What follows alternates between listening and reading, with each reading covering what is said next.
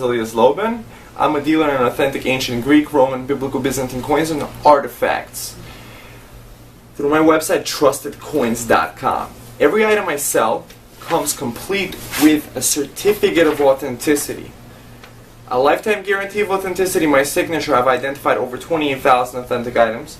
The coin in a professional plastic display flip that you could take off from here and put it in your wallet or into your coin collecting box, with a brief description that you get with the bigger description.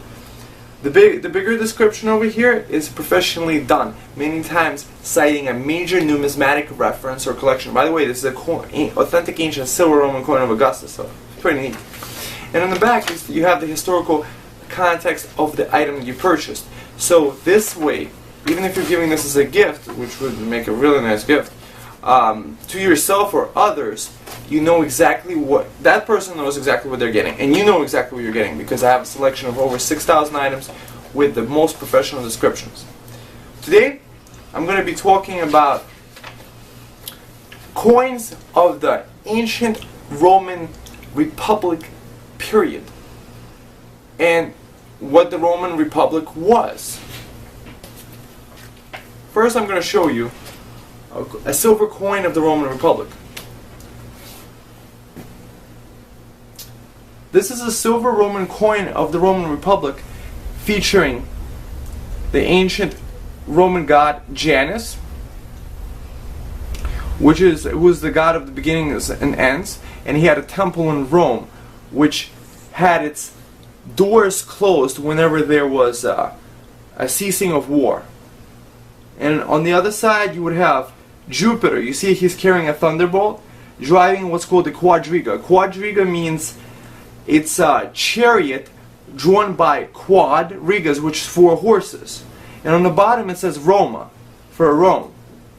And on the back he has a little victory coming. So this is a picture of a silver coin. I'm going to read you a little bit of the history behind that coin, and then read you about the Roman Republic. This was a quadrigatus, was a medium-sized silver coin produced by the Roman Republic during the 3rd century BC. So the obverse features a young Janiform bust, and the reverse features a victory driving a biga, a 4-horse chariot, giving the coin its name, the inscription Roma below. Michael Crawford, however, suggested that the Janiform head represents the Dioscuri. So that's interesting.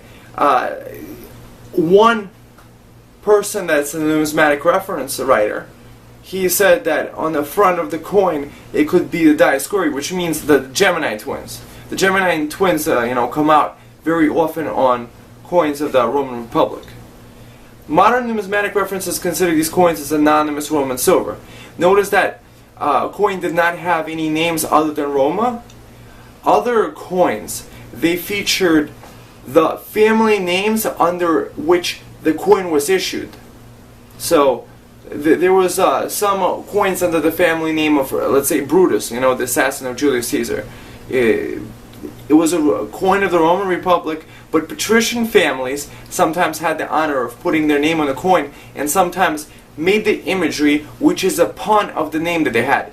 One of them would be Hasidius Geta. Hasidius would feature a Caledonian boar. So Hasidius and and the boar had something similar to it. On the front would be Artemis, because Artemis got the Caledonian boar to, in the mythology, to do the stuff. So the quadrigatus was the prototype of the more common designs of the silver Roman Republic coins for the next 150 years. Now the history of the Roman Republic. This is rather interesting. The Roman Republic was a period of ancient Roman civilization where the government operated as a republic. It began with the overthrow of the Roman monarchy, traditionally dated to 509 BC, and its replacement by a government headed by 2 consuls, elected annually by citizens and advised by a senate. A complex constitution gradually developed, centered on the principles of separation of powers and checks and balances. Except in times of dire national emergency, public offices were limited to 1 year, so in theory at least, no single individual could dominate his fellow citizens. In practice, Roman society was hierarchical. The evolution of the constitution of the Roman Republic was heavily influenced by the struggle between Rome's landholding aristocracy, the patricians, who traced their ancestry back to the early history of the Roman kingdom, and far more numerous citizen commoners, the plebeians. Over time, the laws that gave patricians exclusive rights to Rome's highest officers were repealed or weakened, and a new aristocracy emerged from among the plebeian class.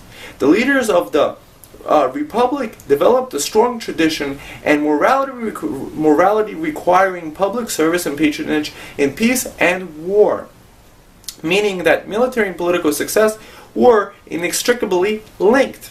During the first 2 centuries of its existence, the Roman Republic extended through a combination of conquest and alliance from central Italy to the entire Italian peninsula. By the following century, it included North Africa, the Iberian Peninsula, Greece, what is now in southern France. 2 centuries after that, towards the end of the 1st century BC, it included the rest of modern France and much of the East. By this time, despite the Republic's traditional and lawful constraints against any individual's acquisition of permanent political powers, Roman politics was dominated by a small number of Roman leaders. Their uneasy alliances punctuated by a series of civil wars. The final victor of these civil wars, Octavian, later Augustus, reformed the Republic as a principate, with himself as Rome's first citizen, princeps. The Senate continued to sit in debate. Annual magistrates were elected as before, but final decisions in matters of policy, warfare, diplomacy, and appointments were privileged to the princeps as first among equals, or imperator, due to the holding of imperium, from which the term emperor is derived. His powers were monarchic in all but name, and he held them for his lifetime on behalf of the Senate and the people of Rome. The Roman Republic was never restored, but neither was it abolished, so that the event that signaled its transition to the Roman Empire is a matter of interpretation.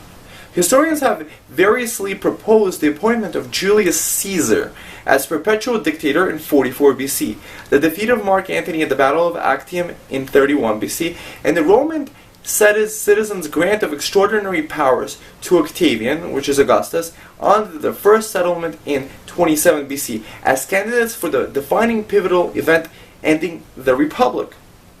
Many of Rome's legal and legislative structures can still be observed throughout Europe and the rest of the world by modern nation-state and internal organizations. The Roman Latin language has influenced grammar and vocabulary across parts of Europe and the world. To look at coins of the Roman Republic, just search my store for the keyword Roman Republic. Go to my website, trustedcoins.com. Thank you very much. Have a nice day.